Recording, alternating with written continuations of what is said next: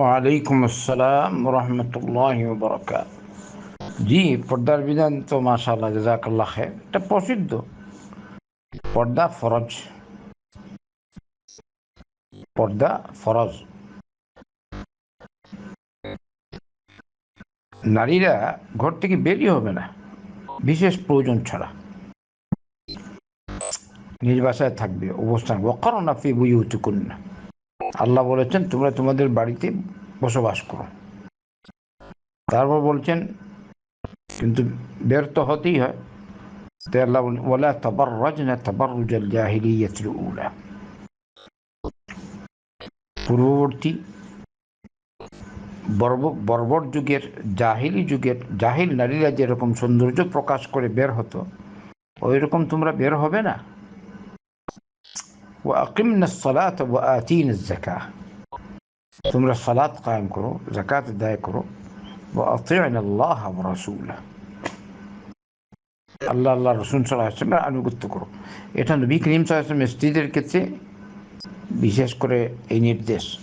এবারে বলুন তো, নবী করিম সাল্লাল্লাহু আলাইহি ওয়াসাল্লামের স্ত্রীগণ কার স্ত্রী? উম্মাহাতুল মুমিনিন, মুমিনদের মা। ওদের মন কতটুকু ফ্রেশ হবে! সুবহানাল্লাহ। ওরা নবীর স্ত্রী সাল্লাল্লাহু আলাইহি ওয়াসাল্লাম।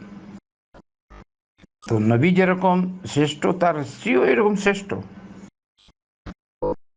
এতে সত্য আল্লাহ পাক বিশেষ করে তাদেরকে নির্দেশ দিয়েছেন এটা। তাহলে সাধারণ নারীরা, আল্লাহ আমাদের হেদায়েত দিন। অন্যান্য নারীরা অবশ্যই পর্দা রক্ষা করে চলবে, নিজ বাড়িতে অবস্থান করবে। বিশেষ কারণে বের হতে হবে, তাহলে আল্লাহ যেভাবে বলেছেন নিজেদের সৌন্দর্য প্রকাশ করো না। আচ্ছা বলেন তো, মানুষের শরীরের সবচেয়ে সৌন্দর্য কোন জায়গায়? চেহারায় প্রকাশ পায়। কিভাবে প্রকাশ পায়? চেহারার মাধ্যমে। কিন্তু আপনি এই সৌন্দর্য, এই চেহারা আপনি ঢাকলেন না, তাহলে পর্দা কিরকম হলো? এজন্য সঠিক কথা হচ্ছে, যেসব ওলামা বলেন মুখমণ্ডল ঢাকতে হবে, এদের কথা সঠিক, এটা সঠিক, সন্দেহ নাই। আপনার প্রথমে তার সাথে সাক্ষাৎ করবেন, একবার দেখলে দ্বিতীয়বার।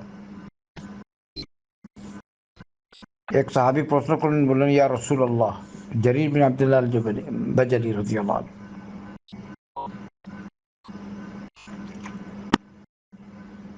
তিনি প্রশ্ন করলেন হঠাৎ দৃষ্টি পড়ে যাওয়া সম্পর্কে, আন নাযরিল ফাজআ। তখন নবী করিম সাল্লাল্লাহু আলাইহি ওয়াসাল্লাম বললেন ইসরিফ বাসারাকা, তোমার দৃষ্টি ফিরিয়ে রাখো। তখন আপনি ঘর থেকে বের হলেন, গেলেন নিজ প্রয়োজনে, আপনার চেহারা খোলা, সামনে পুরুষ আসছে, পুরুষ কি বুঝেন? আল্লাহ হেফাজত করুন আমাদেরকে। তো যেসব নারীর কারণে আরেকটা পুরুষের গুনাহ হয়,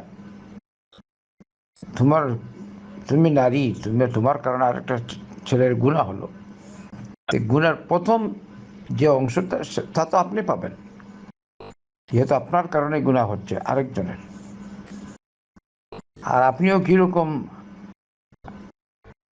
মুমিনা, যে আপনি আপনার সৌন্দর্য প্রকাশ করে বের হন।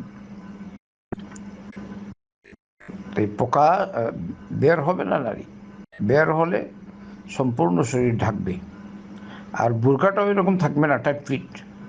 বাংলাদেশ দেখি তো অনেক বুরকা ঢিলা ঢালা নেই, আবার চাকচিক্যপূর্ণ, এরকম বুরকা হয় না। যে বুরকা পরলে মানুষের দৃষ্টি পড়ে, এরকম বুরকা পরবে না। সাধারণ বুরকা পরবে, যত ময়লা হবে ততই ভালো। ময়লা না মানে অসুন্দর, যত হবে ততই ভালো। আর ঢিলা ঢালা হবে। আল্লাহ আমাদের হেফাজত করুক। বাকি নারী বাজারে যাবে কেন? বাজারে যাবে না, কেন যাবে বাজারে? হ্যাঁ, যদি একান্ত প্রয়োজন হয়, যেমন কোনো পুরুষ নাই তার বাজার কিনে দেওয়ার জন্য, যেটা দৈনন্দিন জীবনে না হলে না হয়, হয়তো গেল, কিন্তু পর্দা রক্ষা করে গেল। আর নারী যাবেই না, কেন যাবে? ওর কি স্বামী নাই, ওর ছেলে নাই, ওর শ্বশুর নাই? সম্ভ্রান্ত পরিবার, দিনদার পরিবারের মেয়ে বাজারে যায় না। হয়তো বিশেষ প্রয়োজনীয় হয় স্বামীর সাথে থাকে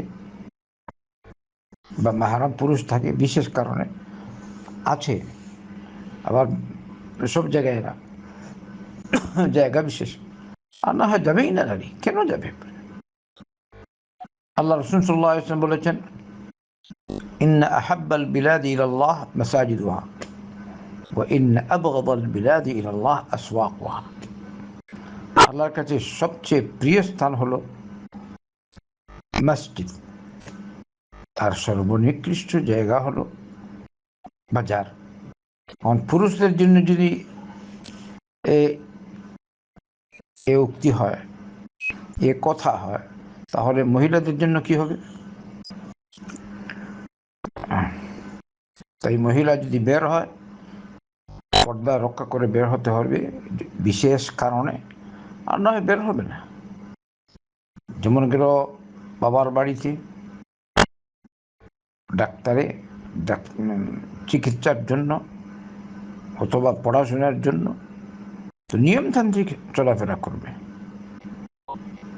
এমন কিছু প্রকাশ পাবে না তার থেকে যে বোঝা যায় তার মধ্যে সৌন্দর্য আছে বা এরকম কিছু না, এসব থেকে দূরে থাকবে। আর বিশেষ প্রয়োজনে যেমন বাজার না গেলে না হয় তো যাবে, কিন্তু প্রয়োজন সেটা সাথে সাথে চলে আসবে। তবে কোনো দোকানে যেখানে এমন স্থান যেখানে ধরেন ওখানে তো মাহারাম পুরুষ থাকে, তো পুরুষ তো আছেই বেশিরভাগ, আপনি এমন স্থানে যাবেন না যেখানে নারী পুরুষ দুইজন একাকী হয়, সেসব দিকে লক্ষ্য রাখতে হবে। যদি এমনি গেলেন বস বাজার করলেন, পরে কি হয়ে গেল কি, ওরা মুসলিমা মুসলিমা হবে, মুমিনা মুমিনা হবে, মুত্তাকিয়া হবে, পরহেজগার হবে, আল্লাহকে ভয়কারী হবে, ভয়কারিনী হবে। আল্লাহ হেফাজত করুক সকলকে। সালাম আলাইকুম।